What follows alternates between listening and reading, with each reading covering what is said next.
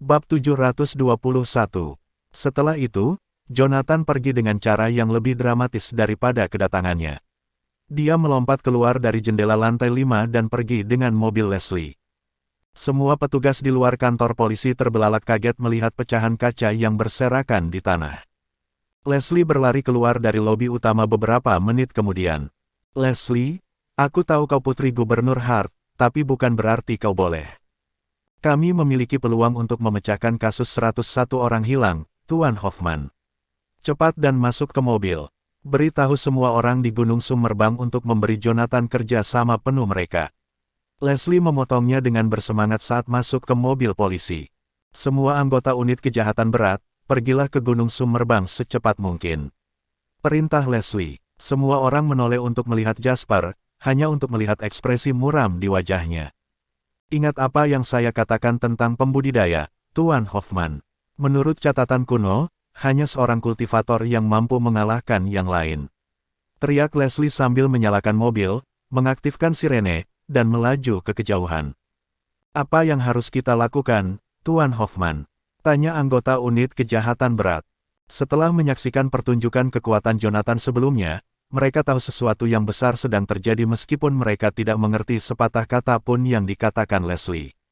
Jasper menggelengkan kepalanya dan mendesah tak berdaya sebagai jawaban. "Untuk apa kalian semua menatapku? Anda mendengar Kapten Hart, ambil senjata api Anda dari gudang senjata dan bertemu di Gunung Summerbang secepat mungkin. Anda masing-masing akan membawa 5 butir amunisi bersama Anda. Juga, hubungi unit polisi khusus untuk bantuan. Buru-buru." "Apa, kita mempersenjatai diri dan melibatkan polisi khusus? Terakhir kali operasi berskala besar dilakukan di Summerbang adalah puluhan tahun yang lalu. Sepertinya sesuatu yang mengejutkan akan terjadi." Meskipun petugas polisi tahu sesuatu yang besar sedang terjadi, mereka tidak menyangka akan menjadi seserius ini. Berkat perintah Leslie, lapangan kosong di bawah Gunung Summerbang telah dibersihkan seluruhnya. Tidak lama kemudian sebuah Mercedes-Benz berhenti di lapangan kosong. Setelah melangkah keluar dari mobil, Jonathan hanya melirik ke arah polisi bersenjata di kejauhan sebelum berlari menuju puncak gunung. Baru setelah petugas polisi melihat bayangan yang ditinggalkan Jonathan di belakangnya, mereka menyadari mengapa mereka diperintahkan untuk tidak menyinggung perasaannya. Lagi pula, tidak mungkin mereka bisa berharap untuk menjatuhkan seseorang dengan kemampuan manusia super seperti itu. Mereka tersentak dari keadaan linglung ketika sebuah SUV melaju kencang ke lapangan terbuka dengan sirene yang meraung. "Saya Leslie Hart, Kepala Unit Kejahatan Berat. Saya bertanggung jawab atas kasus 101 orang hilang." Leslie berteriak dengan lencananya terangkat tinggi sebelum melangkah keluar dari kendaraan. Menyadari bahwa petugas polisi telah menurunkan senjata mereka, dia berjalan ke arah mereka dan bertanya, "Di mana pria yang datang sebelum saya?" Salah satu petugas polisi menjawab dengan ragu-ragu, "Saya pikir dia naik gunung." Dia menghilang dalam sekejap mata. Anggota lain dari unit kejahatan berat dan banyak petugas polisi akan segera tiba. "Berhati-hatilah untuk tidak menyakiti mereka secara tidak sengaja," teriak Leslie sebelum berbalik dan berlari menaiki gunung. Medannya tidak rata dalam perjalanan mendaki gunung, tetapi hal itu tampaknya tidak memperlambat Jonathan sedikitpun. Meskipun biasanya dibutuhkan waktu berjam-jam bagi kebanyakan orang untuk mencapai Triplex Manifesta, Jonathan tiba di luar kuil hanya dalam 10 menit lebih sedikit. Semua tempat wisata di Gunung Summerbang telah ditutup karena Rian, jadi tempat itu sangat sepi dan tenang tanpa kehadiran turis. Biksu muda yang menjadi tuan rumah pelelangan saat itu sedang menyapu lantai di depan kuil. "Hah, tingkat kultivasi biksu ini adalah alam precelestial terakhir kali saya datang ke sini. Saya tidak percaya dia telah mencapai alam postcelestial. Baru sekitar sebulan, kemajuan kultivasinya sedikit konyol. Selain itu, dia sepertinya tidak menggunakan teknik khusus untuk mencapai ini. Itu berarti dia berhasil sejauh ini melalui bidang ramuannya sendirian. Biksu muda ini benar-benar ahli kultivasi. Sayang sekali Sophus dan Vladimir telah kehilangan nyawa mereka di alam rahasia, jadi dia tidak memiliki siapapun untuk membimbing pelatihan kultivasinya. Sekarang platformasi Sekte Phoebus ada di tanganku, Sekte Phoebus mungkin akan musnah puluhan tahun kemudian." "Aku ingat kamu Sean, kan?" tanya Jonathan. Biksu muda itu mengangguk sambil tersenyum dan meletakkan sapu itu ke samping. "Silakan masuk, Pak," Tuanku pergi bersamamu, kan? Dia belum kembali meskipun sudah hampir sebulan sekarang. Apakah Anda kebetulan tahu mengapa, Tuan? Dia bertanya dengan tatapan penuh harap di matanya, pipinya memerah. Jonathan menatap matanya dan menggelengkan kepalanya. Aku tidak tahu, Sean. Katakan padaku, pernahkah kamu melihat orang ini sebelumnya? Tanyanya sambil mengambil foto Ryan dari cincin penyimpanannya. Sean mengerutkan kening saat dia menjawab dengan ragu-ragu, ya, sudah. Saya pikir itu sekitar 2 minggu yang lalu. Dia datang mencari seseorang, tunggu, saya pikir dia sedang mencari Anda, Pak. Jonathan tertawa kecil. Jika dia mencari saya, maka saya pasti berada di jalur yang benar. Ryan, tanpa diragukan lagi, adalah Quinton yang menyamar. Aku yakin Leslie akan meledak marah jika dia ada di sini sekarang. Kami telah mencari triplex manifesta untuk tanda-tanda Ryan selama beberapa hari terakhir, tetapi kami tidak pernah berpikir untuk bertanya kepada biksu muda ini tentang dia. Siapa yang mengira Sean telah melihat Ryan? Sean, apakah kamu tahu kemana dia pergi? Sean menggelengkan kepalanya. Tidak, saya tidak. Dia bertanya kemana tujuan kalian, jadi saya mengatakan kepadanya bahwa kalian meninggalkan gunung melalui sisi. Dia kemudian menuju ke arah Anda. Kilatan pembunuh melintas di mata Jonathan ketika dia mendengar itu. Jadi, selama ini Ryan membuntutiku. Jalan yang kami ambil untuk meninggalkan gunung bukanlah jalan kecil di depan triplex manifesta. Kami menempuh rute berbahaya yang tidak diketahui orang biasa, jadi sangat mungkin Ryan telah memasuki Summerbang Abyss. Tetap saja, saya hanya meninggalkan Summerbang Abyss dan menyegel formasi setelah memastikan tidak ada orang lain di dalam. Meskipun Ryan menggunakan teknik rahasia untuk menyerap energi kehidupan seseorang dan mampu membuat kemajuan pesat dengan kultivasinya, dia tidak mungkin melebihi alam ilahi. Formasi itu mampu menjaga Josel, yang tingkat kultivasinya di atas Divine Realm, terperangkap di dalamnya selama lebih dari 2000 tahun. Tidak mungkin seseorang bisa menerobosnya dengan mudah, kecuali Ryan memasuki formasi pada saat yang sama ketika aku, Lauren, dan Irving pergi. Dengan begitu, dia dapat dengan mudah melewati saya ketika dinding kabut menghalangi indera spiritual saya. Tetapi jika itu masalahnya, bukankah itu terlalu kebetulan? Dengan mengingat hal itu, Jonathan memutuskan untuk turun gunung untuk mengkonfirmasi teorinya. Dia baru saja mengambil beberapa langkah ke depan ketika dia berbalik dan bertanya, Sean, kamu sepertinya memiliki potensi besar. Apakah Anda bersedia melanjutkan kultivasi Anda dengan saya? Bab 722. Mengikutimu. Sean tampak panik saat mendengar apa yang dikatakan Jonathan. Aku tidak tahu. Bagaimana mungkin kamu tidak tahu? Jonathan tersenyum. Fisikmu sangat cocok untuk kultivasi. Jika Anda mengikuti saya dapat membawa Anda ke kota untuk tinggal di sana dan mengajari Anda semua yang saya tahu. Apa yang kamu katakan? Alasan dia menawarkan proposal itu adalah karena dia tidak tahan membiarkan seseorang yang berbakat seperti Sean merana di Sekte Phoebus, yang akan segera dihancurkan. Selain itu, Sean sangat masuk akal, yang membuatnya semakin disayangi oleh Jonathan. Sean menggelengkan kepalanya agak tidak mengerti. Aku tidak tahu, bagaimana kalau, aku akan bertanya pada tuanku terlebih dahulu sebelum menghubungimu kembali. Menguasai, Jonathan menghela napas pasrah. Apakah mentornya adalah Sophus atau Vladimir, tak satu pun dari mereka akan kembali. Bagus. Saya akan membiarkan Anda memikirkan tawaran saya, kalau begitu. Ada urusan yang harus kuurus, jadi aku akan pergi sekarang. Setelah saya selesai, saya akan kembali ke sini dan menanyakannya lagi. Oke, jawab Sean sambil tersenyum. Sampai jumpa, Tuan. Jonathan mengangguk dan melompat puluhan meter jauhnya sebelum jatuh melewati tebing berkabut di sebelah triplex manifesta. Ketika sosok Jonathan menghilang ke dalam kabut, kelucuan dan rasa malu di wajah Sean dengan cepat menghilang. Pandangan niat membunuh kemudian berputar di matanya. Melihat cincin Sekte Phoebus ada di jarinya, aku yakin dia sudah membunuh Vladimir. Namun, dia mencoba menerima saya sebagai muridnya. Saat dia bergumam pada dirinya sendiri, dia menatap tangan kecilnya. Aku baru saja bangun, jadi aku masih terlalu lemah. Aku harus tetap sabar untuk saat ini. Sebuah suara yang dalam tiba-tiba terdengar dari belakangnya. Mengapa kamu melamun bukannya menyapu lantai, Sean? Hah? Seseorang mengatakan kepada saya bahwa dia ingin membawa saya pergi, Tuan.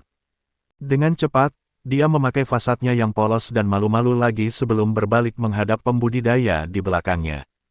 Berdiri di luar dinding formasi yang putih dan berkabut, Jonathan mengeluarkan pelat formasi persegi. Membuka, setelah dia memberi isyarat suatu teknik, sebuah terowongan muncul di dinding. Menggunakan pelat formasi sebagai ikatan, dia langsung menyelimuti seluruh formasi dalam kesadarannya saat dia melangkah keluar dari kabut putih. Hal pertama yang dia lihat adalah pohon flaming yang rimbun telah menjadi botak sama sekali. Inti kehidupan dari pohon dewa yang telah ada sejak zaman kuno tersedot hingga kering, dan mati.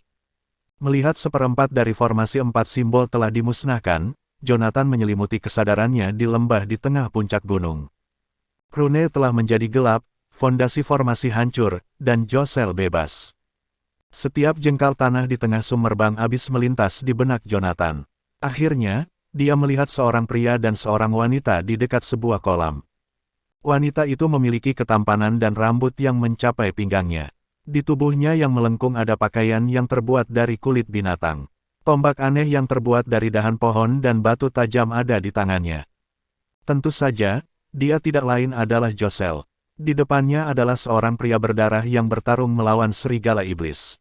Tiba-tiba, Jonathan menangkap jejak samar aura pria itu.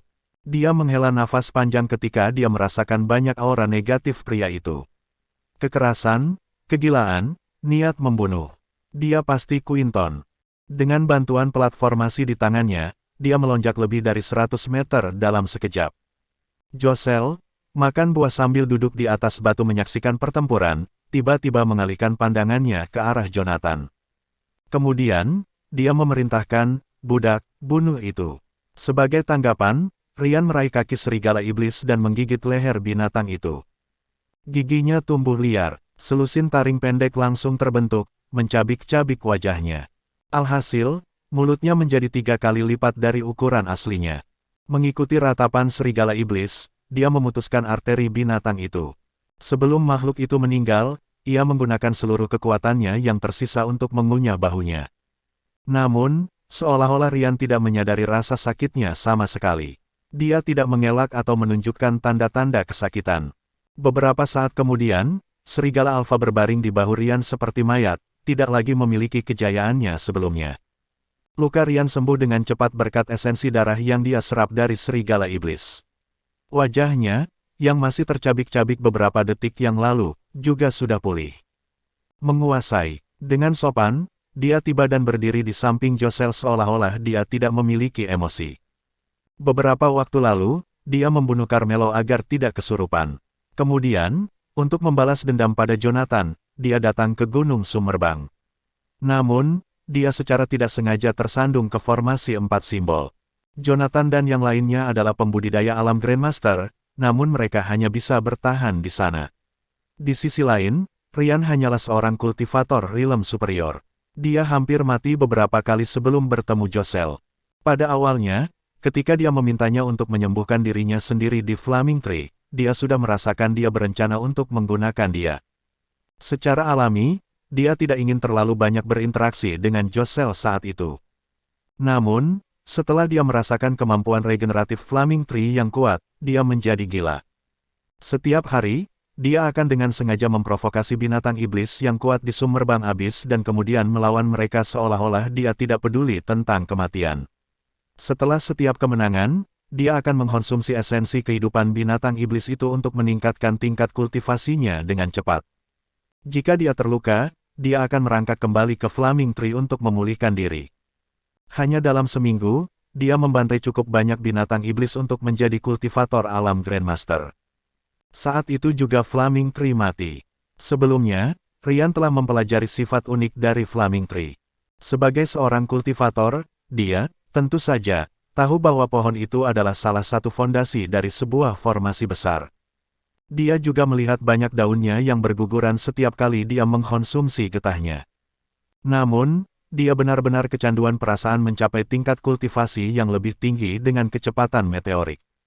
Setiap kali dia melihat daun yang tersisa di pohon, dia akan berkata pada dirinya sendiri bahwa dia akan berhenti meminum getahnya sekali lagi dan hanya mengandalkan dirinya sendiri untuk mencapai tingkat kultivasi yang lebih tinggi. Sedihnya, Itu adalah sesuatu yang hanya dia ulangi di benaknya alih-alih dilakukan. Akhirnya, dia membunuh pohon itu. Rian tidak tahu pohon itu adalah akar spiritual yang membutuhkan keseimbangan dan akan mengalami kerusakan yang tidak dapat diperbaiki begitu keseimbangan itu rusak. Bahkan jika seseorang berhenti meminum getahnya setelah itu, ia masih akan mati dengan cepat karena lukanya.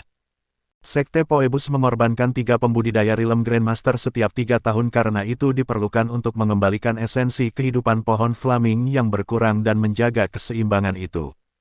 Karena keserakahan Rian, dia merusak keseimbangan itu secara permanen.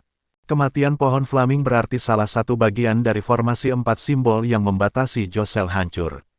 Karena itu, dia sekali lagi bebas.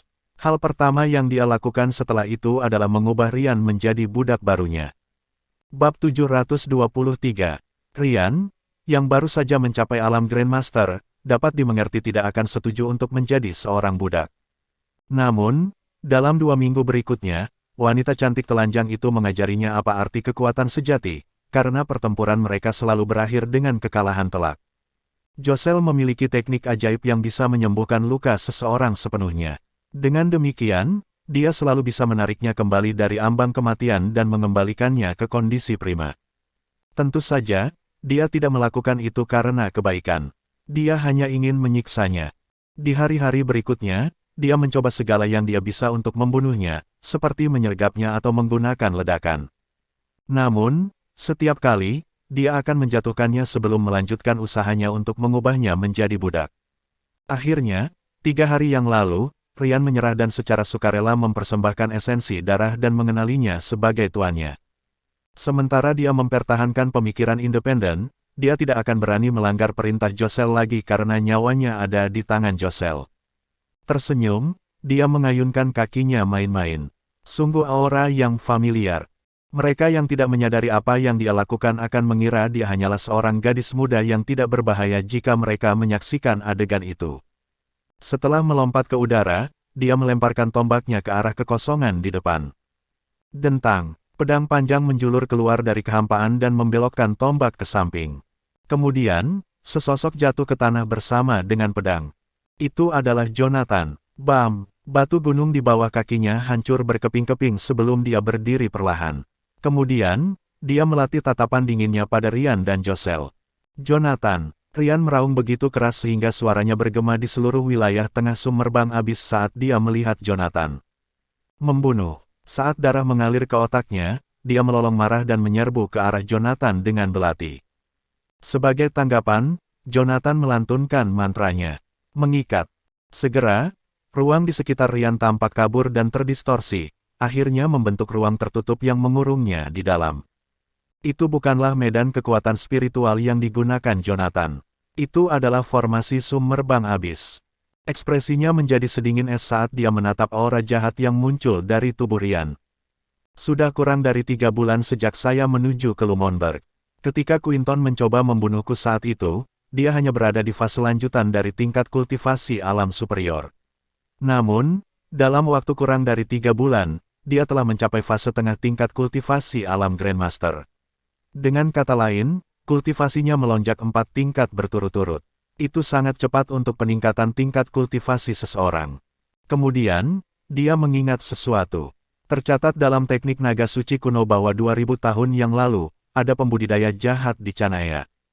Berdasarkan apa yang saya baca, teknik budidaya para pembudidaya jahat itu sangat mirip dengan yang dia gunakan. Cara menggunakan esensi manusia untuk membantu kultivasi seseorang ini muncul setelah fondasi tatanan alam hancur. Karena energi spiritual di dunia dan sumber daya kultivasi semakin menipis, seorang individu berbakat menyusun teknik kultivasi untuk mencuri energi spiritual orang lain. Mantra, pada dasarnya, tidak baik hati atau jahat, tetapi orang bisa menjadi satu atau yang lain. Begitu mantra itu dilepaskan ke dunia, banyak pembudidaya menganggapnya sebagai jalan pintas menuju kekuatan besar.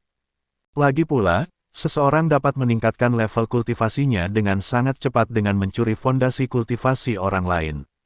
Awalnya, kultivator hanya membunuh dan menghabiskan energi spiritual dari mereka yang pantas mati. Namun, seiring berjalannya waktu, para pembudidaya yang merasakan peningkatan kekuatan yang cepat itu mulai membantai orang.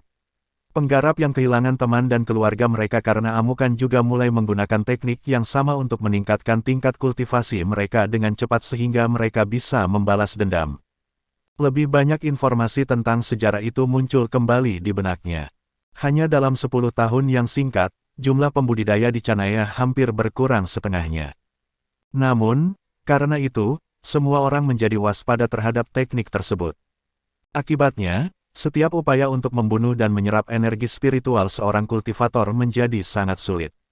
Dengan demikian, beberapa orang mulai mengubah metode kultivasi mereka, memilih untuk menyerap esensi darah orang biasa untuk meningkatkan kultivasi mereka. Lagi pula, orang biasa hanyalah semut di mata para pembudidaya. Sementara menyerap esensi darah adalah metode yang relatif tidak efektif bagi seorang kultivator tingkat tinggi untuk meningkatkan level kultivasi mereka, ada banyak sekali. Keadaan menjadi sangat buruk sehingga mayat terlihat berserakan ribuan kilometer. Saat itulah dunia kultivasi terpecah menjadi dua kelompok.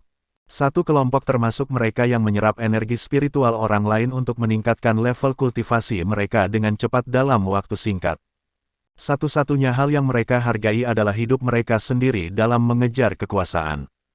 Orang-orang itu kemudian dikenal sebagai pembudidaya jahat. Penggarap di sisi kebaikan mulai berperang melawan para pembudidaya jahat karena mengguncang fondasi dunia kultivasi. Api kehancuran yang mengikuti membakar kehidupan banyak orang. Itu adalah perang yang berlangsung selama hampir 100 tahun. Setelah perang besar berakhir, semua pembudidaya yang berjuang demi kebaikan dipuji dan disembah dengan tulus oleh semua negara di seluruh dunia. Begitulah keluarga terhormat lahir. Saya pikir saya hanya akan melihat teknik kultivasi seperti itu di buku, namun di sana, tepat di depan saya, digunakan oleh seseorang yang seharusnya mati di tangan saya. Dia mengerutkan alisnya saat dia melihat tubuh Ryan berubah. Pada saat itu, Ryan telah berubah menjadi iblis bermata merah yang tampak ganas. Izinkan aku menanyakan sesuatu padamu, Ryan. Apakah Anda membunuh Lin? Tanya Jonathan dengan tenang. Membunuh. Saya akan membunuh kamu. Saat Ryan meraung marah, energi spiritualnya terus meningkat. Pakaian di tubuhnya secara bertahap tercabik-cabik. Kemudian, tetesan darah hitam mulai mengalir keluar dari tubuhnya. Mereka merusak dagingnya seolah-olah itu adalah asam sulfat. Tanda korosi akhirnya berkumpul di satu titik, membentuk simbol cakar raksasa di tubuhnya. Ketika Jonathan merasakan gerakan yang datang dari benda di tangan kirinya, dia mengerutkan kening dan berbalik ke platformasi, yang terlihat bergetar tanpa henti.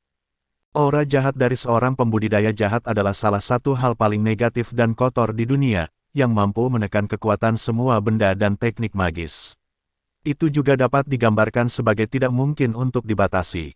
Saat Jonathan mengingat kembali isi teknik naga suci kuno, sebuah pemikiran terlintas di benaknya. Aura jahat Ryan bisa menghilangkan kendala yang kuberikan padanya dengan teknikku. Kembalikan kakek dan ayahku. Mengikuti raungan Ryan, dia langsung menghancurkan medan gaya penahan di sekelilingnya. Saat aura jahatnya meluas, dia melompat ke arah Jonathan, berniat mengiris leher lawannya dengan belatinya. Dengan tenang, Jonathan mengumpulkan energi spiritual di tangan kanannya dan menamparkan lengan Ryan. Terlalu lambat, sementara dia berhasil melepaskan diri dari formasi penahan saya, tingkat kultivasinya masih terlalu rendah. Tidak mungkin dia bisa melukaiku dengan serangannya ini. Tanpa sepengetahuannya, saat dia berlari di belakang Ryan dan siap untuk membunuh musuhnya, tangan ramping Josel diam-diam telah tiba di punggungnya. Menatap Jonathan dengan mengancam, dia mengayunkan tangan kanannya ke lehernya seperti pisau. Pada saat itu, seolah-olah Jonathan sama sekali tidak menyadari tindakannya saat dia meraih Ryan, sehingga membiarkan tangannya melewati lehernya. Bab 724. Ketika Josel melihat jari-jarinya melewati leher Jonathan, dia menyeringai. Namun, pada saat berikutnya, tubuhnya melewati tubuhnya. Itu hanya afterimage. Tanpa penundaan, dia berbalik dan melihat Jonathan, yang lehernya telah disayat olehnya, perlahan menghilang. Lebih dari selusin meter jauhnya, dia menatap tangan kanannya dengan cemberut. Bahkan dia tidak bisa meninggalkan bayangan yang begitu jelas jika dia hanya mengandalkan kecepatan. Namun, dia bisa melakukannya karena dia menggunakan platformasinya di formasi Summerbang Abis. Meski masih marah atas kematian Lin, dia tidak melupakan kehadiran Josel. Saat itu, untuk menyegel binatang purba itu, dia harus bekerja sama dengan Vladimir hanya untuk dapat menghentikannya. Namun, pada saat itu, dia hanya mengandalkan dirinya sendiri.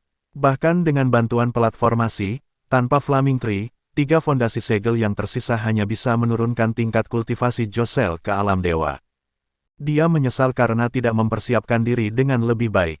Meskipun, fokusnya saat ini ada di tangannya, bukan pada Rian dan Josel. Sebelumnya, saya hanya menyentuh bahu Rian, namun energi spiritual saya tercemar oleh aura jahat. Ekspresinya berubah muram saat dia dengan hati-hati mengamati bagaimana energi spiritual di tangannya berubah. Meskipun saya hanya bersentuhan dengan sedikit aura jahatnya, itu merusak semua energi spiritual di tangan saya. Rasanya seperti setetes tinta yang masuk ke dalam secangkir air sebelum dengan cepat menyebarkan kerusakannya. Bahkan, ia bahkan mencoba mengebor ke tangan saya. Sedikit terkejut, Jonathan memotong energi spiritual di tangannya. Setelah kehilangan medianya, aura jahat itu menyebar. Kemudian dia mengalihkan tatapan tajamnya kembali ke Rian. Aku tidak peduli lagi apakah kau yang membunuh Lin atau tidak, Rian. Anda akan mati di sini murni karena aura jahat Anda dan lebih dari 100 kematian yang Anda sebabkan di luar. Jonathan, Josel tersenyum sambil memegang tombak di tangannya. Ini budakku. Tanpa izin saya, tidak ada yang diizinkan untuk membunuhnya. Platformasi di tangan Jonathan melayang di udara dan berputar perlahan. Kamu mungkin bisa membuat klaim itu di masa lalu, tapi saat ini, aku memiliki platformasi ini. Anda tidak bisa menghentikan saya. Jangan ragu untuk mencobanya, jawabnya main-main sambil mengarahkan tombaknya ke arah alis Jonathan dengan niat membunuh yang tak terbatas. Membunuh. Rian menggeram dan menyerbu ke arah Jonathan seperti bayangan merah. Saat memegang Heaven Sword, Jonathan menikam pedangnya ke arah dada Rian. Ding! Josel, hanya menggunakan sedikit kekuatan, meledakkan Heaven Sword dengan tombaknya. Pedang berputar di udara sebelum Jonathan menggunakan indera spiritualnya untuk mengembalikan senjata ke dalam cincin penyimpanannya. Kekuatannya begitu besar sehingga formasi hanya bisa menekan energi spiritualnya dan tidak termasuk kekuatan fisiknya. Saya curiga dia memiliki kekuatan yang cukup untuk membuka gunung. Aku tidak bisa mengalahkannya dengan paksa, tapi Rian harus mati. Josel mengayunkan tombaknya ke arah Jonathan.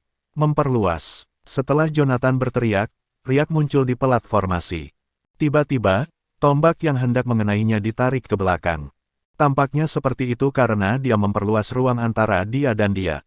Namun, tombak itu masih berhasil memotong telinga Jonathan saat melewatinya dengan suara mendengung yang menakutkan. Setetes darah tumpah dari lukanya itu. Saat dia mengubah teknik dia memberi isyarat dengan tangannya, dia melompat ke punggung Rian. Mati. Setelah membalut lengan kanannya dengan armor energi spiritual, dia meninju lawannya. Puff. Rian memuntahkan seteguk darah hitam saat dia menatap dadanya dengan mata melebar. Jonathan meninju lengannya ke dada Rian dan menahan jantung lawannya, masih berdetak dan terhubung ke arteri utama. Mati. Berdiri di depan kedua pria itu, Josel meluncurkan tombaknya ke arah dada Rian. Dia bermaksud memukul Rian dan Jonathan dengan serangan itu. Memperluas. Tangan kiri Jonathan sedikit gemetar sebelum ruang di depan Rian berputar dengan efek seperti riak. Begitu tombak mengenai ruang yang terdistorsi, itu muncul kembali di samping tubuh pria itu. Jonathan yakin dia akan tetap tak terkalahkan selama dia dalam formasi summerbang abis karena dia bisa menggunakan platformasinya untuk memanipulasi ruang dan barang-barang teleportasi. Kamu tidak bisa menghentikanku. Mengintip ke arah Josel, yang berlari ke arahnya, dia mempererat cengkeraman kanannya dan menghancurkan jantung Rian. Dengan mata membelalak, Rian jatuh ke tanah. Josel meraung saat gelombang kejut yang luar biasa keras diluncurkan ke arah Jonathan. Jonathan mundur ke belakang. Sementara itu, ledakan energi dahsyat itu mengubah tubuh Rian menjadi kabut merah. Ketika Jonathan mendarat di atas sebuah batu raksasa, dia menghilangkan semua energi spiritual di lengan kanannya. Tubuh Rian seperti wadah berbentuk manusia untuk asam sulfat. Apapun yang bersentuhan dengan sisa tubuhnya akan mulai berkarat tanpa henti. Aku telah membunuh Rian dan membalaskan dendam Lin. Namun, saat ini, Josel benar-benar memusingkan karena dia bebas. Meski begitu, dia masih tidak bisa meninggalkan summerbang abis karena formasi 4 simbol masih utuh, meski telah kehilangan salah satu fondasinya. Meski begitu, ini berarti summerbang abis sudah tidak aman lagi. Aku masih akan baik-baik saja, tapi aku tidak akan bisa membawa anggota inti kantor Asura ke sini untuk melatih mereka. Jika saya melakukannya, saya yakin Josel akan mengubah mereka semua menjadi budak. Bagaimana kalau aku membunuhnya? Tidak. Sementara energi spiritual binatang purba itu ditekan, saya masih belum cukup kuat untuk mengambil nyawanya. Juga, aku ragu aku bisa menenangkannya. Meskipun aku menamainya, dia masih mencoba membunuhku. Saat Jonathan bertanya-tanya bagaimana menghadapi Josel, dia melihat sesuatu yang menyebabkan pupil matanya mengerut. Dia berdiri di ujung tombak, tegak di tanah, dengan jari kakinya. Pada sudut itu, jika Jonathan mengangkat pandangannya sedikit saja, dia bisa melihat apa yang ada di bawah roknya. Namun, dia sepenuhnya fokus pada potongan daging yang berputar dan berdarah di sekitarnya. Tahukah Anda mengapa anggota Sekte Phoebus memenjarakan saya karena hampir 2000 tahun, Jonathan? Josel mencibir. Itu karena aku adalah salah satu monster alam kuno yang tersisa. Keberadaan saya selaras dengan tatanan alam. Oleh karena itu, saya dapat membuat siapapun tetap hidup secara permanen jika saya mau. Budak, mengikuti seruannya, potongan-potongan daging yang melayang di udara bergabung menjadi satu. Perlahan, tubuh Ryan yang rusak disusun kembali dari ujung kepala sampai ujung kaki. Bab 725. Ketika Jonathan melihat Ryan hidup kembali, dia mencengkeram pelat formasi di tangan kirinya lebih erat. Sementara teknik naga suci kuno memiliki banyak hal yang terekam di dalamnya, ia hanya memiliki sedikit deskripsi tentang binatang buas. Itu hanya menggambarkan mereka sebagai makhluk yang disukai oleh dunia dan bahwa mereka memiliki kekuatan untuk menghancurkan dunia sejak mereka dilahirkan. Tidak ada deskripsi tambahan tentang apa sebenarnya mereka atau kekuatan apa yang mereka miliki. Lagi pula, tidak semua orang bisa melakukan aksi gila Sekte Phoebus untuk mengubah seluruh summerbang abis menjadi formasi raksasa dan mengisolasinya dari seluruh dunia. Berkat penjelasan Josel, Jonathan akhirnya mendapat jawaban. Saya selalu bertanya-tanya mengapa leluhur Sekte Phoebus tidak hanya membunuh Josel jika mereka memiliki kemampuan untuk memenjarakannya. Lagi pula, jauh lebih mudah bagi seorang kultivator untuk membunuh sesuatu daripada menyegelnya, terutama entitas yang sangat kuat seperti Josel. Tidak masuk akal bagi mereka untuk melakukan ini tanpa alasan yang menguntungkan. Sekarang, saya pikir saya bisa mengerti mengapa Josel dipenjarakan di sini selama 2000 tahun. Potongan daging secara bertahap ditumpuk satu sama lain sampai tubuh tak bernyawa Ryan berdiri di depan Jonathan sekali lagi. Kembali, teriak Josel sebelum jejak aura jahat berkumpul di tangannya. Saat lebih banyak aura jahat terkonsentrasi di telapak tangannya, sisa-sisa fluktuasi aneh mulai muncul dari dalamnya. Sensasi itu membuat Jonathan merasa seolah sedang memegang bola mata yang berputar. Dia juga merasa seolah-olah seseorang sedang menatapnya. Setelah Josel menekan bola aura jahat ke tubuh Ryan, seluruh formasi summerbang abis berguncang. Saat mengangkat pandangannya, dia melihat kabut putih di atas kepalanya, yang menyerupai mangkuk terbalik, mulai bergeser. Gelombang energi mengerikan merembes ke tengah formasi dari luar, tampak seolah-olah tentakel berusaha mengganggu ritual Josel. Namun, ketika energi itu turun di atas kepalanya, dia gemetar saat melepaskan jenis energi yang sama untuk melindungi dirinya sendiri. Menyaksikan adegan itu terungkap membuat Jonathan ketakutan. Sementara banyak orang lain tidak tahu energi apa itu, dia tahu. Itulah kekuatan prinsip. Meskipun dunia itu sendiri tidak akan mentolerir kemampuan untuk membangkitkan orang mati, Josel tetap melakukannya. Dia merasa seolah-olah tangan spiritual yang tak terlihat masuk ke dada Ryan dan dengan kuat menggenggam hati yang terakhir. Badam, sesaat, Ryan membuka matanya dan menoleh ke Jonathan, tidak lagi memiliki niat membunuh yang dia miliki sebelumnya. Menguasai, berdiri di samping Josel, dia tersenyum sopan padanya. Josel terkekeh, pergi dan balas dendammu, biarkan aku menyaksikan kekuatanmu yang sebenarnya. Dipahami, dia telanjang bulat saat dia menatap Jonathan. Di sudut mulutnya, taring merobek wajahnya saat terbentuk. Darah tumpah dari tengah semua jarinya sebelum tulang jari putih menembus kulitnya dan mulai tumbuh tak terkendali. Itu bukan Ryan, Jonathan mengerutkan kening. Sementara penampilan luar Ryan tidak banyak berubah, dia tidak lagi menatapku dengan dendam. Saat dia meratapi itu, Ryan melangkah maju. Dentang. Mengikuti suara lonceng, Jonathan melebarkan matanya saat dia menatap pemandangan mengerikan di depannya. Saya tidak percaya. Rian saat ini adalah kultivator rilem dewa fase menengah. Teknik rahasia apa yang digunakan Josel untuk membangkitkannya dan meningkatkan level kultivasinya ke tingkat yang menakutkan? Tanpa penundaan, dia membentuk 3 lapis pertahanan untuk menjaga dari Rian dan Josel menggunakan formasi penahan, medan kekuatan energi spiritual, dan bel tangan perunggu. Namun, 2 lapis pertahanannya dipatahkan oleh Rian seketika seolah-olah terbuat dari kertas. Karena pertahanan Jonathan gagal untuk memblokir serangan lawannya, dia dikirim terbang jauh sebelum dia mendarat kembali di tanah dan menatap musuhnya. Jika kamu membiarkanku keluar, aku berjanji kita tidak akan pernah bertemu lagi, Jonathan. Terkikik, Josel mengarahkan tombaknya ke arahnya. Kamu dan aku tahu ini hanya masalah waktu sebelum aku keluar dari sini karena 1/4 dari formasi 4 simbol, Flaming Tree, telah dihancurkan. Bagaimana kamu tahu aku tidak bisa mengembalikan formasi ke kekuatan penuhnya? Dia berkomentar. Memulihkan. Dia mendengus. Dengan apa? Pencakar langit, kendaraan, pohon Natal. Apakah Anda tahu apa itu Flaming Tree?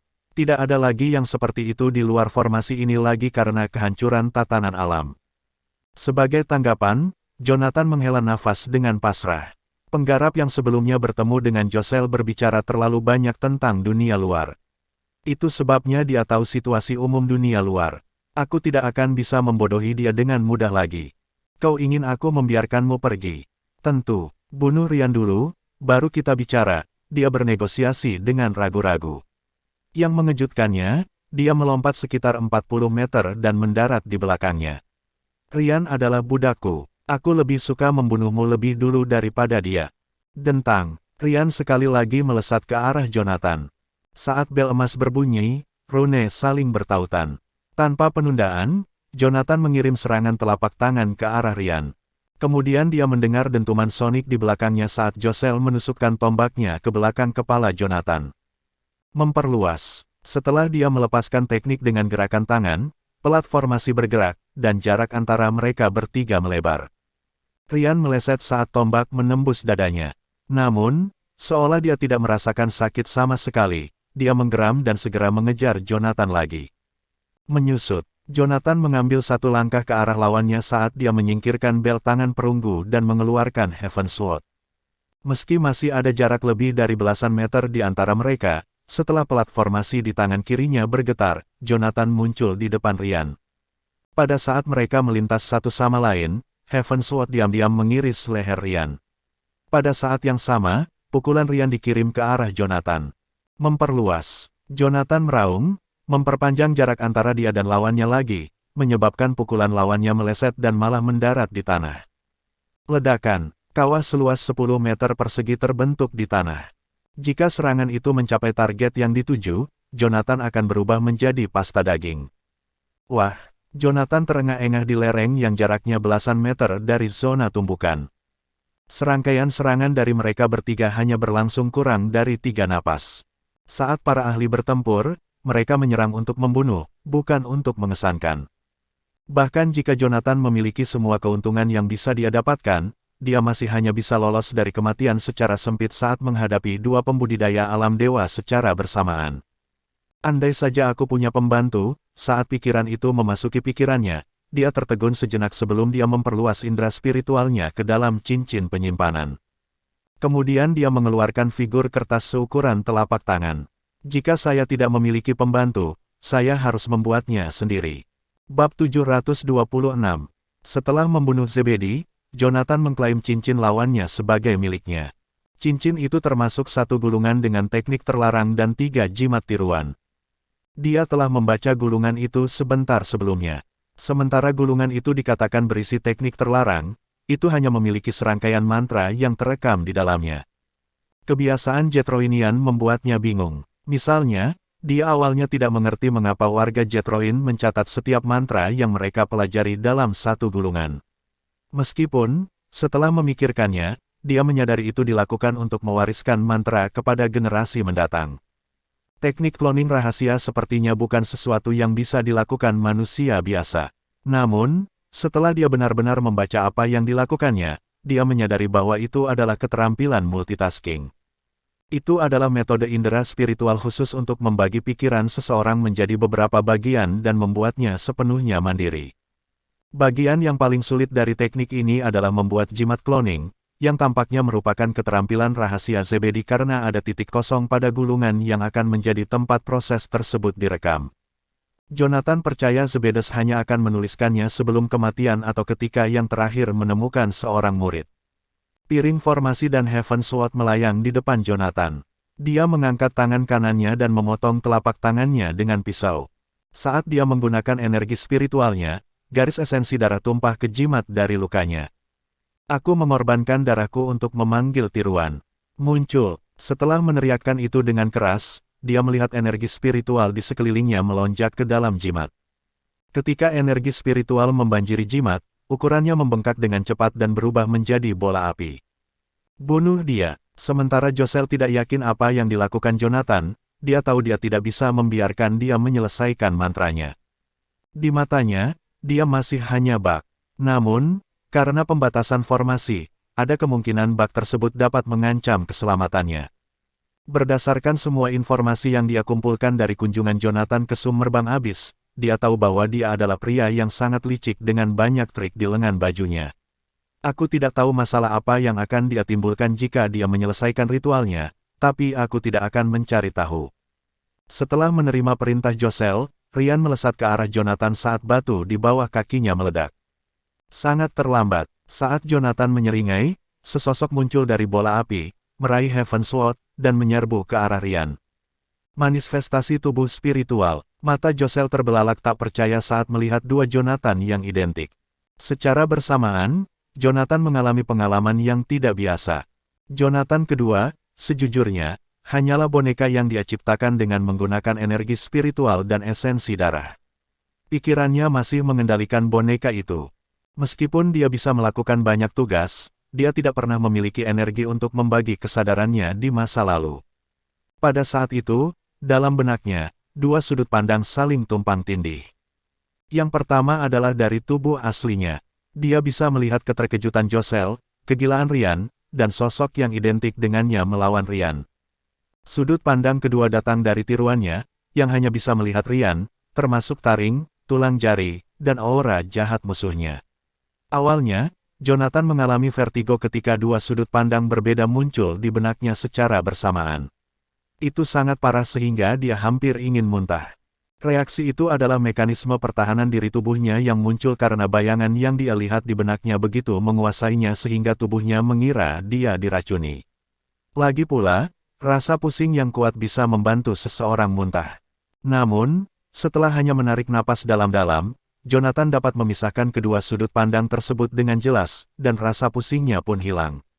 Saya pikir saya bisa memanggil satu klon lagi berdasarkan perasaan saya saat ini. Lagi, dan saya mungkin akan mendapat reaksi balik. Lagi pula, kondisi pemecah perhatian semacam ini tidak setenang membaca buku atau berkultivasi. Dalam pertarungan sampai mati, jika aku membuat satu kesalahan saja atau bereaksi terlalu lambat, aku akan mati. Ketika alur pikirannya berakhir di sana, dia tidak bisa tidak terkesan oleh Zebedi. Orang itu bisa menggunakan 6 klon dengan mudah. Dia akan membunuhku dengan pedangnya jika aku tidak memiliki bel tangan perunggu. Bahkan jika saya berkultivasi selama beberapa tahun, sulit dikatakan apakah saya dapat mencapai tingkat energi mental tersebut. Tanpa sepengetahuannya, jika Zebedi mengetahui bahwa Jonathan dapat bertarung melawan dua musuh dengan klon secara bersamaan setelah menggunakan teknik tersebut untuk pertama kalinya, rahangnya pasti akan menganga. Lagi pula, dia berani menggunakan 6 klon karena dia hanya punya satu target. Sementara perasaan spiritualnya sangat tegang untuk melihat target yang sama dari 7 sudut pandang, tindakan Jonathan tetap sama ketika dilihat dari sudut yang berbeda. Dengan demikian, indera spiritualnya mudah mendeteksi gerakan lawannya dan bereaksi dengan tepat. Namun, jika klon orang tersebut dan tubuh utama menyerang target yang berbeda, tekanan pada pikiran mereka akan menjadi 2 kali lipat. Cara Jonathan menggunakan klon saat ini adalah sesuatu yang Zebedi, seorang kultivator rilem dewa veteran, hanya berani mencoba setelah berlatih teknik selama setahun. Tidak, ini bukan manifestasi tubuh spiritual. Josel menggelengkan kepalanya dari kejauhan. Meskipun saya tidak tahu bagaimana Jonathan melakukan ini, saya tahu itu hal yang berbeda berdasarkan bagaimana dia mewujudkan klon itu. Lagi pula, teknik manifestasi tubuh spiritual kuno membutuhkan prinsip untuk bekerja. Kekuatannya sangat menakutkan, dan itu adalah keberadaan yang hampir tidak dapat diatasi, bahkan jika dibandingkan dengan makhluk seperti saya. Betapapun ajaibnya teknik Jonathan, tiruannya hanyalah palsu. Mengikuti dengungan yang menusuk telinga, dia mencoba menusukkan tombaknya ke tiruan Jonathan. Dentang, cahaya keemasan muncul. Jonathan memegang bel tangan perunggu. Di atas kepalan tangannya ada lonceng berbentuk samar yang berulang kali redup dan cerah. Aku saudaramu, Josel, aku menamaimu. Mengapa kamu ingin membunuhku? Dia bertanya. Aku tidak ingin membunuhmu. Menatapnya dengan main-main, dia membalik tombak dan mengumpulkan energi spiritual di tangannya. Aku masih ingin kamu menjadi budakku. Bagaimana kalau kita berdua menandatangani kontrak budak? Jika Anda melakukannya, saya akan membiarkan Anda pergi. Tentu, dia terkekeh. Selama kamu adalah budaknya, aku akan membawamu keluar dari Summerbang Abis. Saat dia berbicara, 3 pilar cahaya yang terlihat sebagian di langit terus bergetar. Setelah banyak kabut berkumpul terus-menerus di udara, mereka melihat petir berderak di dalamnya. Josel memberontak melawan penindasan formasi 4 simbol. Sementara itu, Jonathan memberi isyarat dengan tangan kirinya. Beberapa saat kemudian, pelat formasi di depannya mulai berputar sangat cepat. Aku mungkin tidak bisa menghancurkan formasi, tapi kamu tidak akan bisa meningkatkan jarak antara kita dengannya. Setelah Josel berteriak, petir menyambar bagian atas kepalanya. Retakan hitam mulai terbentuk di langit. Kekuatan prinsip muncul sekali lagi. Penghalang cahaya hitam kemudian muncul di sekitar Josel. Ketika petir menyambar penghalang cahaya, rasa sakit bisa terlihat di wajahnya. Bersamaan dengan itu, Jonathan dapat dengan jelas merasakan aura Josel memudar dari pelat formasinya. Bab 727. Pelat formasi adalah versi menyusut dari Summerbang Abis. Semua tanda di jurang terhubung satu sama lain. Itulah mengapa Jonathan dapat menggunakan pelat formasi untuk melihat setiap sudut dari 3 formasi tertinggi saat dia melangkah melewati dinding kabut. Namun, menurut akal sehatnya, ruang di depan Jonathan telah menghilang. Josel seharusnya kurang dari 10 meter di depannya, tapi dia tidak bisa merasakan auranya sama sekali. Indera spiritual Jonathan bergegas maju, dan saat itu menyentuh penghalang hitam di sekitar Josel, indera spiritualnya muncul kembali di belakang Josel. Memang, alih-alih melewati Josel, perasaan spiritualnya telah melewatinya dan muncul kembali jauh darinya. Seolah-olah tempat dia berada tidak ada sama sekali. Kata-kata teknik naga suci kuno terlintas di benak Jonathan. Kemudian beberapa baris kata terwujud, alam tertinggi, medan gaya prinsip. Seseorang dapat menggunakan prinsip yang telah dia temukan sendiri untuk menghilangkan diri dari ruang itu sendiri. Itulah yang bisa dicapai oleh setengah dewa yang tidak tersentuh oleh karma. Selama seseorang menggunakan prinsip untuk bertahan melawan cobaan ilahi, seseorang akan dapat mencapai keabadian. Ketika Jonathan melihat garis sederhana itu, dia tercengang. Apakah keabadian benar-benar ada? Itu hanya pemikiran singkat, tapi Jonathan langsung merasakan dadanya sesak. Ketika dia menarik pikirannya kembali ke masa kini, dia menyadari bahwa tiruannya telah dipukul di dada oleh Rian saat dia terganggu. Oleh karena itu, Jonathan memfokuskan kembali pada perasaan spiritualnya dan membuat klonnya menyerang Rian dengan Heaven Sword lagi. Sementara itu, Jonathan berjalan menuju Josel dengan pelat formasi dan bel tangan perunggu. Meskipun formasi 4 simbol tidak lengkap, itu masih bisa menekan kultivasi Josel. Kalau tidak, dia tidak perlu membuang napas bersamanya. Jika dia telah mencapai puncak di alam tertinggi, dia akan menghancurkannya sejak lama. Terlepas dari apakah kamu berada di alam tertinggi atau telah tercerahkan melalui keabadian, Summerbang Abis sekarang adalah wilayahku. Anda harus mematuhi aturan saya jika Anda di sini. Bam! Setelah suara teredam datang kepalan tangan kanan Jonathan, yang menghantam penghalang hitam di depan Josel. Saat tinjunya menyentuh medan gaya prinsip, bel tangan perunggu menjadi sangat panas. Garis dan garis rune muncul di samping tangan kanan Jonathan. Dia bahkan bisa mendengar suara menggumamkan mantra. Medan gaya prinsip bergetar, dan Jonathan memucat. Dia dengan cepat menembakkan tombaknya untuk menggambar garis hitam panjang di depannya. Sekarang, karena gangguan medan gaya prinsip, Jonathan tidak dapat menggeser ruang di sekitar Josel, dia hanya bisa menggunakan platformasi pada dirinya sendiri. Segera, Jonathan bisa merasakan perasaan menarik. Tepat saat dia mulai bergerak mendekati Josel, sensasi tarikannya menghilang, dan tombak di depan Jonathan, yang masih memiliki lapisan kabut hitam di sekitarnya, tiba-tiba menusuk tepat ke mata Jonathan. Dentang, saat suara bel berbunyi, Jonathan mengelak ke samping. Tepat pada waktunya, Jonathan telah memperluas jangkauan pelindung bel tangan perunggu secara maksimal untuk melindungi dirinya sendiri. Meski demikian, meski berhasil menghindari hantaman tombak, energi spiritual Jonathan telah bubar. Pikirannya terganggu, dan tiruannya dipotong setengah oleh Ryan. Itu berubah menjadi titik-titik bola putih dan memudar. Saat Jonathan berputar di udara untuk memperbaiki dirinya sendiri, dia melihat Josel muncul di depannya. Mati. Ketika tombak itu terayun ke bawah, tubuh Jonathan yang terbang ke belakang dan di udara, jatuh tersungkur. Aktivasi luar angkasa. Jonathan menekan kerusuhan energi spiritualnya di dalam dirinya dan mengaktifkan platformasi. Tepat saat dia akan menyentuh tanah, dia menghilang. Detik berikutnya, di atas kolam tua di pegunungan, seberkas cahaya kemasan jatuh ke air.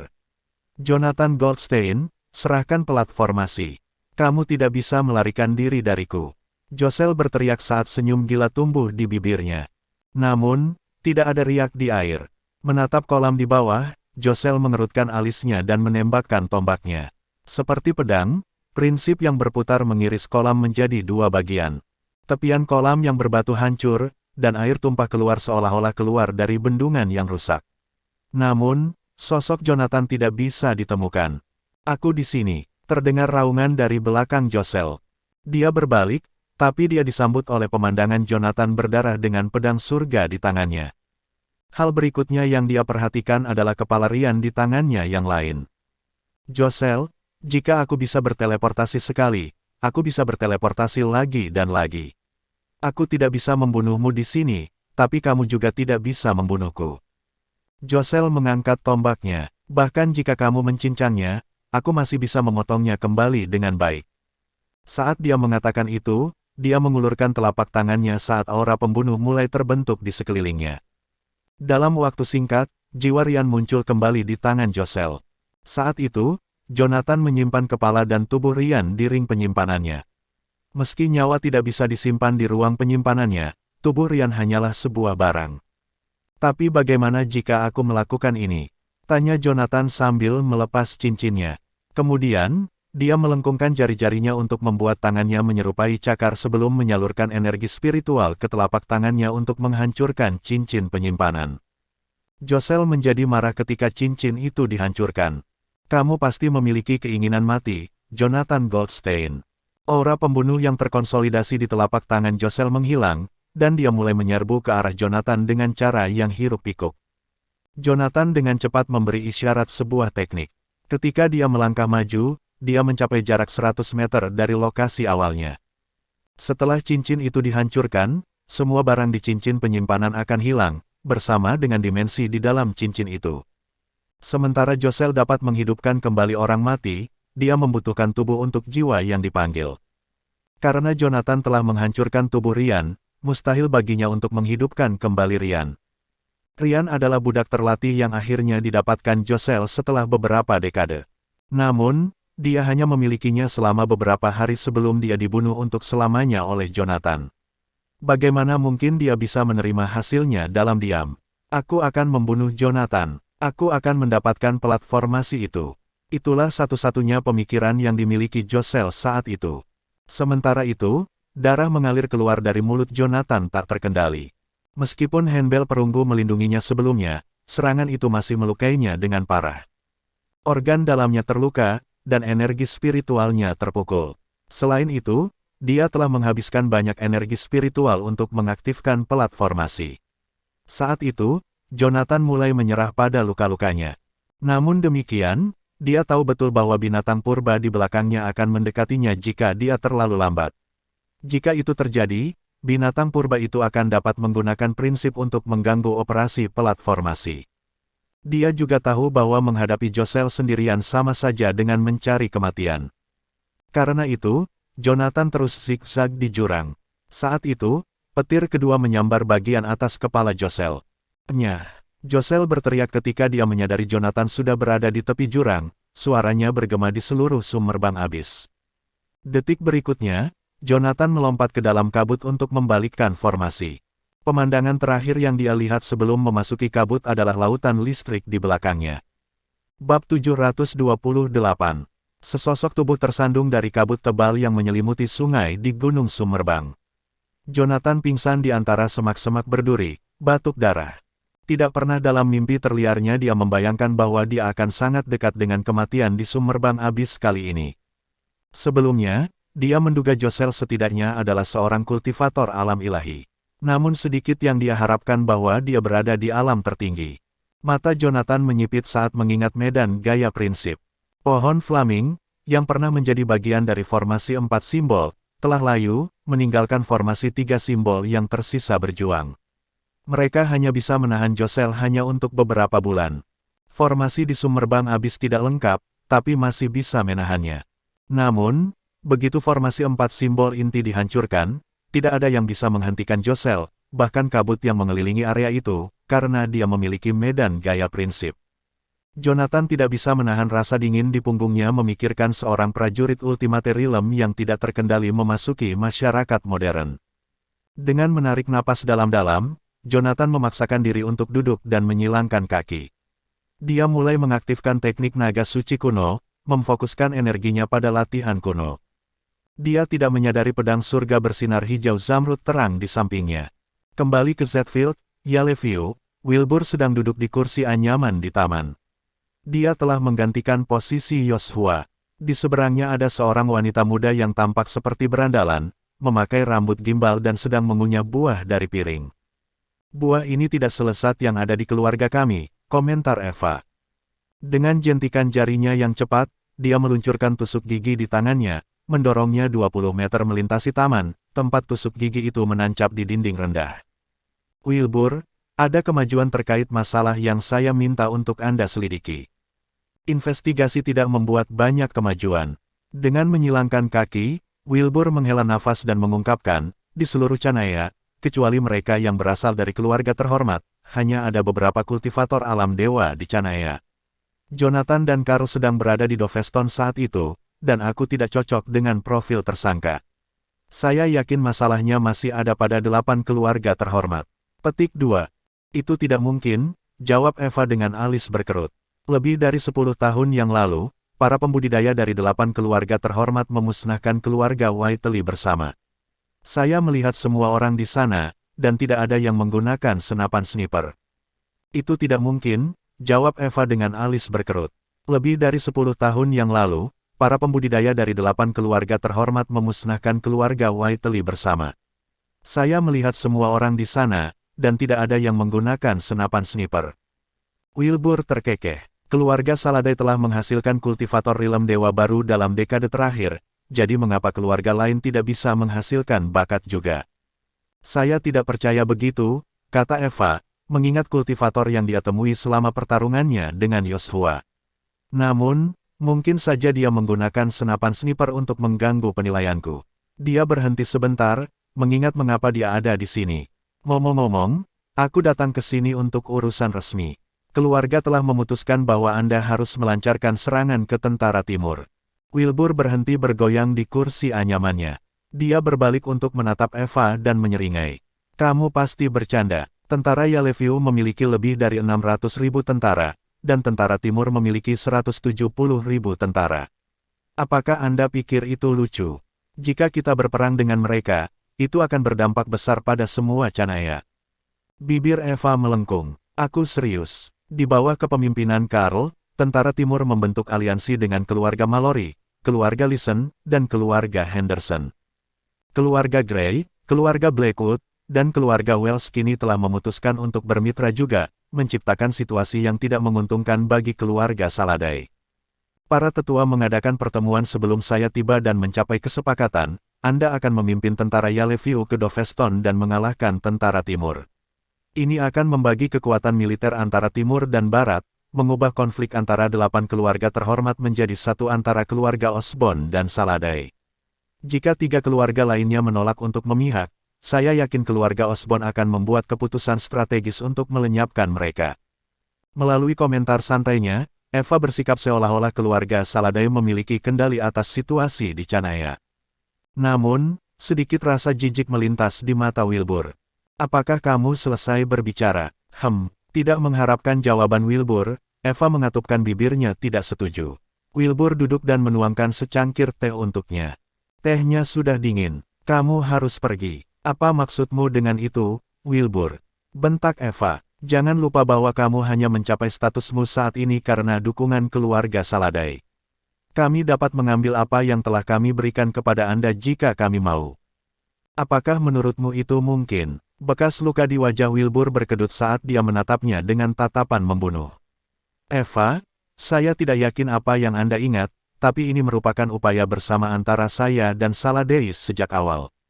Kita semua adalah mitra yang setara. Apakah Anda mencoba memberi saya perintah? Saya tidak berpikir Anda mengerti apa yang terjadi di sini.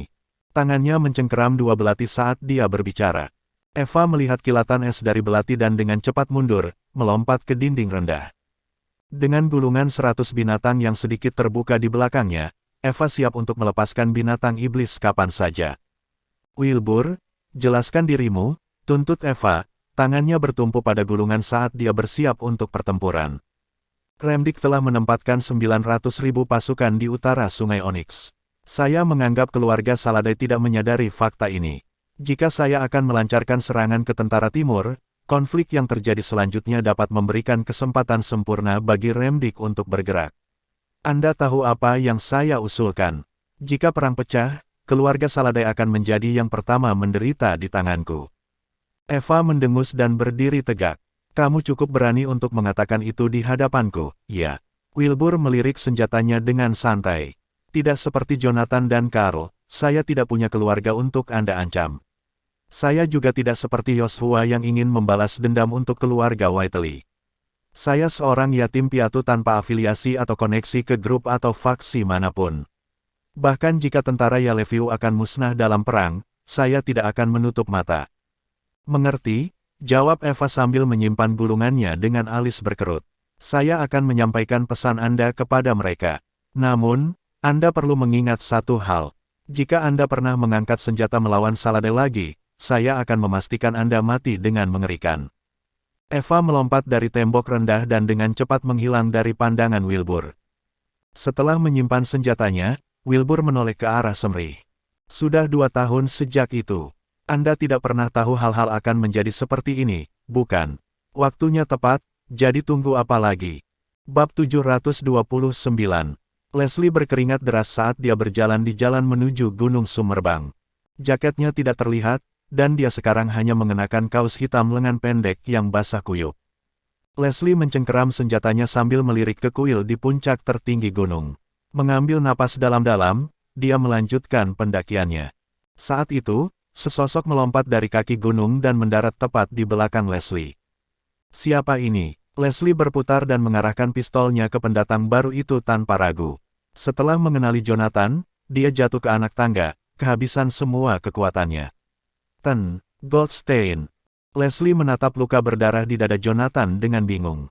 Apakah kamu melihat Ryan? Dia bertanya. Aku telah membunuhnya. Anda bisa menutup kasus ini sekarang, jawab Jonathan dengan tenang. Ryan Leiter adalah identitas palsunya. Nama aslinya adalah Quinton Gomez, dan dia berasal dari Lumonberg. Anda bisa memeriksanya. Sebelum dia bisa pergi, Leslie memanggil, tunggu sebentar. Dia mengulurkan tangan dan menarik ujung kemejanya. Jonathan menunduk memandangnya. Dari sudutnya, dia bisa melihat belahan dadanya melalui celah di kerahnya. Kau bilang kau telah membunuhnya, dan aku percaya padamu. Untuk menutup kasus ini, kami membutuhkan Anda untuk memberikan jenazahnya kepada kami. Tubuhnya hilang. Jonathan menjabat tangan Leslie dan menuju ke atas gunung. Setelah mengambil 2 langkah, dia menghentikan langkahnya dan membalikkan bahunya untuk melihat Leslie. Ngomong-ngomong, Leslie, apakah kamu ingin berhubungan dengan inti sebenarnya dari Canaya? Inti sebenarnya dari Canaya. Leslie kaget mendengar pertanyaan itu. Bagaimanapun, dia adalah sosok unik di Summerbang, karena ayahnya adalah wali kota. Dia juga mendapatkan pijakan yang kuat di unit kejahatan berat karena pekerjaannya pada kasus orang hilang. Sampai sekarang, dia menyadari banyak rahasia inti termasuk para pembudidaya. Namun, pertanyaan Jonathan cukup kabur. Bagaimana apanya? Tanya Leslie ragu-ragu. Jonathan berbalik untuk melihat Leslie. Nama saya Jonathan Goldstein. Selain menjadi seorang kultivator, saya juga dikenal sebagai Asura. Saat ini saya adalah pemimpin kantor Asura. Mata Leslie membelalak selebar cawan. Kantor Asura. Semua orang tahu tentang kekuatan kuat yang baru muncul di Canaya kurang dari 3 tahun lalu. Warga biasa tahu bahwa Canaya memiliki dewa perang yang tak terkalahkan, tetapi sebagai putri seorang pejabat pemerintah, Leslie sering mendengarkan ayahnya menceritakan kisah kemenangan Asura. Asura dikenal karena memulihkan perdamaian di Canaya dengan cara ekstrimnya. Asura dikenal karena memulihkan perdamaian di Canaya dengan cara ekstrimnya. Terlepas dari kecurigaannya tentang pengaruh Jonathan, dia tidak menyadari sejauh mana kekuatannya. Asura, Leslie bangkit dengan ragu. Apa yang kamu ingin aku lakukan? Aku juga tidak tahu apa yang bisa kamu lakukan untukku, jawab Jonathan dengan tenang dengan alis berkerut. Jonathan benar-benar memperhatikan Leslie di pelelangan untuk kesempatan menjadi yang pertama berdoa di Triplex Manifesta. Ini adalah pertama kalinya dia melihat seseorang menggunakan uang mereka sendiri untuk menyelesaikan sebuah kasus. Setelah mengetahui bahwa Jonathan adalah seorang kultivator, Leslie memberitahunya bahwa kultivator pun harus mematuhi aturan dan batasan tertentu. Ini menyebabkan Jonathan melihatnya dengan tingkat rasa hormat yang baru ditemukan. Situasi keseluruhan mungkin terlihat damai, tetapi sebenarnya tenang sebelum badai. Karena Anda pandai mengelola dan merasakan perubahan, Anda akan menjadi aset berharga bagi kantor Asura jika Anda memilih untuk bergabung dengan kami. Namun, jika Anda menolak atau tidak memenuhi standar kami, kantor Asura tidak akan ragu untuk meniadakan. Saya bersedia bergabung dengan kantor Asura. Leslie melompat-lompat penuh semangat sebelum Jonathan sempat menyelesaikan kata-katanya. Leslie tampak bertekad, jadi Jonathan harus menelan sisa kata-katanya. Terpikir olehnya untuk merekrut Leslie beberapa waktu lalu. Sekitar 200 orang hilang dalam kasus orang hilang. Leslie memiliki informasi paling dalam, jadi dia tahu pelakunya adalah seorang kultivator. Terlepas dari pengetahuan ini, dia tanpa rasa takut mendaki gunung sendirian, menunjukkan kegigihannya yang tak tergoyahkan. Kantor Asura membutuhkan seseorang seperti dia. Untuk mengakhiri dominasi monopoli keluarga terhormat, tidak cukup hanya memiliki slogan dan antusiasme yang menarik. Seseorang harus memiliki keyakinan yang kuat dalam prinsip mereka juga. Jonathan berharap dia perlu meyakinkan untuk membuat Leslie bergabung dengan mereka, jadi dia terkejut ketika Leslie langsung menerima undangannya. Sudahkah kamu memikirkannya? Anda mungkin kehilangan nyawa Anda kapan saja setelah bergabung dengan kantor Asura, Jonathan memperingatkan. Musuh kita ditemukan di dalam dan di luar Canaya, termasuk tetapi tidak terbatas pada 8 keluarga terhormat, Tentara Yaleviu, Tentara Timur, Remdik, Wilayah Barat, dan Jetroina. Semakin penting Anda bagi kantor Asura, semakin besar risiko Anda dan keluarga Anda terbunuh. Leslie menarik napas dalam-dalam sebelum membuka matanya untuk menatap Jonathan. Saya memiliki pertanyaan untuk Anda. Jika seorang kultivator mahir di kantor Asura menyalahgunakan kultivasi mereka untuk membunuh seseorang yang tidak bersalah, bagaimana Anda akan menghukum mereka? Kantor Asura tidak akan merekrut orang seperti itu. Jika itu terjadi, kematian akan menjadi hasil yang tak terhindarkan, terlepas dari tingkat kultivasi pelakunya, jawab Jonathan. Aku akan bergabung dengan kantor Asura. Leslie menyatakan sambil tersenyum. Saya harap saya tidak akan kecewa. Jonathan menggelengkan kepalanya sedikit. Saya hanya menawarkan Anda kesempatan untuk bergabung dengan kantor Asura, jadi ini bukan undangan.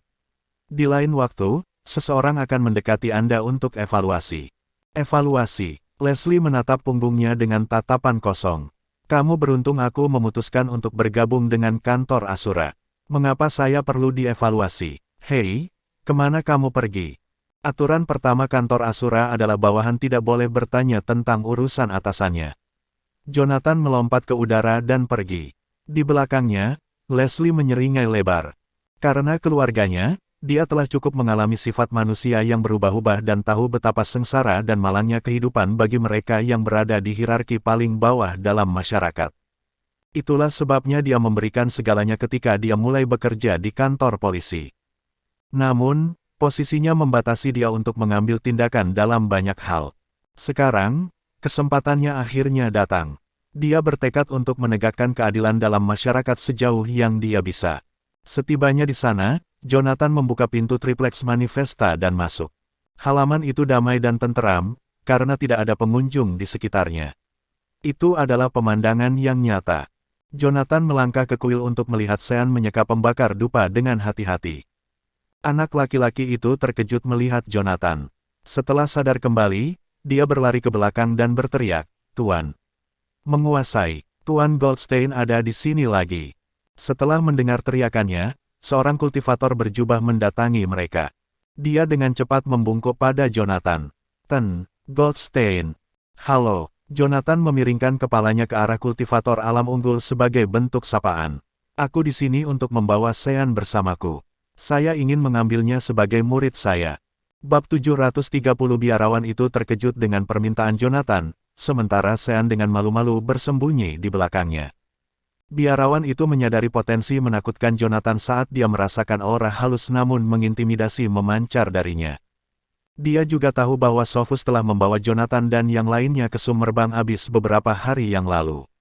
Jonathan adalah seorang kultivator alam Grandmaster, jadi dia tidak berani menyinggung yang pertama. Tuan, takut memprovokasi Jonathan, biarawan itu mengoreksi bentuk sapaannya dan melontarkan senyum minta maaf. Sean masih bayi ketika dia ditinggalkan di kaki gunung, dan Tuan Win membawanya kembali. Dia kemudian mengambil Sean sebagai muridnya. "Jika Anda ingin membawanya, Anda harus mendapatkan persetujuan Tuan Win." Jonathan mengangguk dan menjawab, "Kata-kata Anda masuk akal, tetapi saya harus memberitahu Anda bahwa Sophus Win telah meninggal dunia di Summerbang Abyss dan tidak akan kembali. Sekarang saatnya bagi Anda untuk memilih kepala baru." "Apa?" Rahib itu berseru kaget. Sophus sudah berada di fase tengah alam Grandmaster pada usia muda 17 tahun. Kecepatan kultivasinya mengerikan. Meskipun Sekte Phoebus hanya memiliki sedikit anggota, karena bakat Sophus, kepercayaan tersebar luas bahwa sekte tersebut akan makmur. Tidak ada yang tahu bahwa Sophus akan mati di jurang maut. Sekte Phoebus telah ada selama lebih dari 1800 tahun, tetapi hanya ada kurang dari 20 pembudidaya di alam superior sekarang. Apakah Sekte Phoebus selesai? Jonathan tidak merasa menyesal atas kematian Sophus karena Sophus dan Vladimir yang pertama kali menjebaknya, Laurin, dan yang lainnya. Mereka pantas dibunuh. Jonathan memusatkan pandangannya pada biksu yang bingung itu dan berkata, "Saya meminta untuk mengambil Sean sebagai murid saya karena kemampuan kultivasinya yang luar biasa. Ketika saya mengunjungi Triplex Manifesta terakhir kali, dia masih berada di alam post-celestial, tetapi dalam sebulan, dia telah naik ke alam superior. Dengan bimbingan yang tepat, dia memiliki potensi untuk mencapai alam Grandmaster hanya dalam beberapa tahun. Sayangnya, Sekte Phoebus tidak memiliki kemampuan untuk memberikan bimbingan itu, sehingga menghambat kemajuannya. Saya bertujuan untuk menjadikannya sebagai murid saya dan membimbingnya sampai dia mencapai alam Grandmaster. Di masa depan, dia akan memiliki opsi untuk kembali ke Sekte Phoebus untuk menjadi pemimpinnya." Pernyataan terakhir Jonathan membuat biksu itu mengangkat kepalanya. Meskipun dia hanya berada di alam superior, dia telah menyaksikan Sean tumbuh dewasa dan tahu bahwa Jonathan mengatakan yang sebenarnya. Janji Jonathan untuk mengizinkan Sean membuat pilihan untuk kembali ke Sekte Phoebus di masa depan memberinya harapan. Tetapi tanpa keterampilan Sekte Phoebus, bahkan jika dia kembali di masa depan, apakah dia masih dapat dianggap sebagai anggota Sekte Phoebus? Jonathan tetap diam dan berdiri di halaman, menatap biksu itu. Lebih dari 10 menit kemudian, biksu itu akhirnya menghela nafas panjang. "Tuan, saya tahu bahwa bakatnya akan sia-sia jika dia tetap di sini karena tidak ada kultivator alam Grandmaster untuk membimbingnya. Meskipun demikian, sulit bagiku untuk membiarkannya pergi bersamamu karena aku telah melihatnya tumbuh dewasa." Jonathan mengernyitkan dahi dan menatap ke arahnya. "Saya tidak suka melakukan sesuatu dengan paksa. Mengapa Anda tidak membiarkan Sean memilih sendiri? Jika dia setuju, dia akan tinggal bersamaku selama 3 tahun. Pada akhir periode itu, saya akan memastikan dia kembali ke sini tidak peduli apa tingkat kultivasinya." Jika Sean keberatan, saya akan segera berangkat. Saya berjanji untuk merahasiakan kemampuan kultivasinya yang luar biasa, tetapi Anda harus berhati-hati untuk mencegah orang lain mencoba mengeksploitasinya. Saat Jonathan berbicara, dia berjongkok untuk menatap tatapan Sean. Sean, kamu mungkin masih muda, tapi aku yakin kamu mengerti percakapan kita. Kamu bebas menentukan pilihanmu sendiri. Saat biksu dan Jonathan menatapnya, pipi Sean memerah, dan dia mencengkeram ujung jubah biksu itu. Sean, apakah ini jawabanmu? Jonathan bertanya dengan tenang, lalu berbalik untuk pergi. Tunggu, Sean memanggil saat dia berbalik. Jonathan membalikkan bahunya untuk melihat Sean berlutut di tanah. Tuan, saya pikir saya kira-kira mengerti sebagian besar percakapan Anda. Saya akan meninggalkan sekte selama 3 tahun.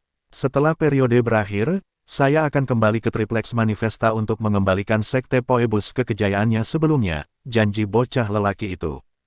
Buk, buk, buk. Setelah membenturkan kepalanya ke tanah 3 kali, Sean berdiri. Air mata menggenang di matanya saat dia berdiri di samping Jonathan. Yah, biksu itu menghela nafas tak berdaya atas keputusan Sean. Pergilah, semoga beruntung. Jonathan memiringkan kepalanya sedikit dan berbalik untuk pergi. Meski baru berusia 7 tahun, Sean sudah menjadi kultivator di alam superior. Saat melihat Jonathan pergi, dia segera mengejarnya, mengambil jarak beberapa meter di setiap langkahnya. Di jalur pegunungan, Jonathan menyebarkan indera spiritualnya ke seluruh Sean saat dia meningkatkan kecepatannya. Dia ingin mengetahui batasan murid barunya. Mereka berdua menambah kecepatan hingga Sean mencapai batas kemampuannya, yaitu puluhan meter dengan setiap langkahnya. Ikuti aku, ini cara yang bagus untuk melatih efisiensi pernapasanmu, kata Jonathan dengan tenang. Dia kemudian mengendalikan sosoknya dan melakukan perjalanan menuruni gunung dengan kecepatan yang mengerikan. Sayangnya, dia hanya bisa merasakan objek melalui energi spiritualnya, tapi bukan cara orang memandangnya. Di belakangnya, Sean menatapnya dengan dingin seolah-olah dia adalah mayat. Karena masalah di Summerbang telah berakhir, Jonathan akhirnya bisa kembali ke Jadeboroh. Kali ini, dia melakukan perjalanan dari Doveston ke Remdik dan kemudian kembali ke Summerbang, mengalami banyak kejadian di sepanjang jalan. Kembali ke Jadeboroh, Jonathan harus membuat rencana baru sesuai dengan tindakan keluarga terhormat. Saat tiba di Bandara Jadeboroh, Jonathan dan Sean menemukan Zachary dan yang lainnya menunggu mereka di luar. Ketika pintu Palka terbuka, Zachary, Jason, dan yang lainnya dari kantor Asura berlutut. Zachary memegang senjata di tangannya. Selamat datang, Tuan Goldstein. Semua orang menyapa serempak. Sean segera meringkuk kembali di adegan yang mengesankan. Jonathan mengulurkan tangan untuk menepuk kepalanya. Tidak apa-apa, mereka adalah orang-orangku, jadi kamu akan sering bertemu dengan mereka. Dia melangkah ke Zachary dan terkekeh. Apa yang sedang kamu lakukan? Saya belum pernah melihat Anda menunjukkan rasa hormat sebanyak ini kepada saya di masa lalu. Petik 2. Zachary mengangkat kepalanya dan menawarkan kujangnya kepada Jonathan. Saya minta maaf, Tuan Goldstein. Aku gagal melindungi istrimu secara memadai. Tolong hukum saya karena saya telah mengecewakan Anda. Jonathan mengulurkan tangan untuk memegang lengan Zachary dan menariknya. Menghukum, omong kosong. Tugas Anda adalah mengelola tim Anda dengan baik. Beberapa waktu kemudian, kantor Asura merencanakan sesuatu yang besar. Bersambung.